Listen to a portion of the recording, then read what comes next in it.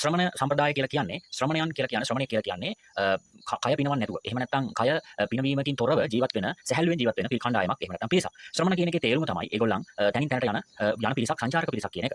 එතකොට සංචාරක පිරිසක් කොයි වගේද හැසිරෙන්නේ? ඒගොල්ලෝ ගාව තියෙන්නේ සැරයටියක්. එහෙම නැත්නම් අරන් යන ලී කැල්ලක් අපි කියමු හරමිටියක් කියන්නේ ඒ වගේ එකක්. ඒ වගේම පාත්‍රයක් සහ හැඳිවත. ඒතර මේ තුන තමයි සාමාන්‍ය ශ්‍රමණයෙක් ගාව තිබ්බේ. එතකොට මේ ශ්‍රමණ කණ්ඩායම් විවිධ ආකාරයට භාරතය පුරා පිරීලා හිටියා. ඉතිරිලා හිටියා. ඒ කියන්නේ භාරතය පුරාම මේ ශ්‍රමණ කණ්ඩායම් පැතිරිලා හිටියා.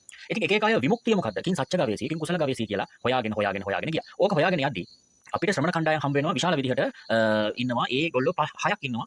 බුද්ධ කාලයේ වෙද්දී ක්‍රිස්තු පුර 6 වන සියවසේදී භාරතයේ ඉන්නවා ශ්‍රමණ කණ්ඩායම් හයක්. ඒ හය තමයි ප්‍රධාන හයක් ඉන්නවා. මේ හය තමයි ඔය පූර්ණ කස්සප, මක්කලි ගෝසාල, පකුද කච්චායන, අජිත කේස කම්බල, ඒ වගේම නිගණ්ඨනාථ පුත්ත කියන කට්ටිය. එතකොට මෙන්න මේ කට්ටිය ඒ තව ඉතින් සංජය වෙල්ලටි පුත්ත. මෙන්න මේ හය දෙනා. ඒතර මේ හය දෙනාගේ පිරිස බුදුදහමේ සඳහන් කරනවා බුදුරජාණන් වහන්සේ කොයි වගේද කියලා. සංඝෝ ගණෝ ගණාචාරියෝ සාදු සම්මතෝ. මෙයාලට පිරිසක් හිටියා. කිසියම් පිරිසක් හිටියා. ඒතර මේ හොඳයි කියලා මේගොල්ලෝ සම්මත කරගෙන සමාජයෙන් ඒගොල්ලන්ට පිරිසක් හිටියා.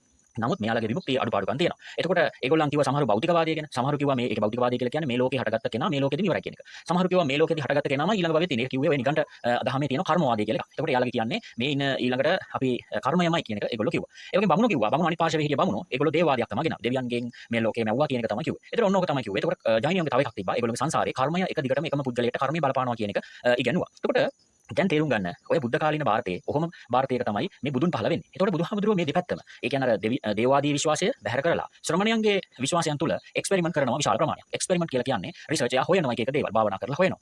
එතකොට මහා සීහනා සූත්‍රයේ තියෙනවා මුං ඇටයක් දෙකට බලලා. ඒක දෙකට බලලා මේ ආහාරයට ගත්තා කියනවා. මතක හිටියේ මුං හරි කවුපි වගේ ඇටයක්. ඒක චූටි එකක්. චූටිනේ මුං ඇටේ ලොකු නෑනේ චූටි එකක්. එතකොට එහෙමත් කරලා බැලුවා කියලා කියනවා. තව මල මුත්‍ර අනුභව කරලත් බැලුවා කියලා කියනවා. ඒ වගේ තත්වයන් වලට පවා මේ බෝසතාණන් වහන්සේ ගිහිල්ලා තියෙනවා. බෝසතාණන් වහන්සේ ගිහිල්ලා තියෙනවා. ඒ වගේම තමයි අර අනික් කට්ටියගේ එක එක වෘත කරලා තියෙනවා. ඔය අජ වෘත, ගෝ වෘත ඒවත් කරලා බලලා තියෙනවා. ඒ වගේම තවත් එක එක මිත්‍යා දෘෂ්ටි වලට වැටිලා ඒවා කරලා බලනවා මේ එකකින්වත් විමුක්තියක් ගන්න පුළුවන්ද කියන එක. ඒකකින්වත් විමුක්තියක් ගන්න බැරි වෙනවා.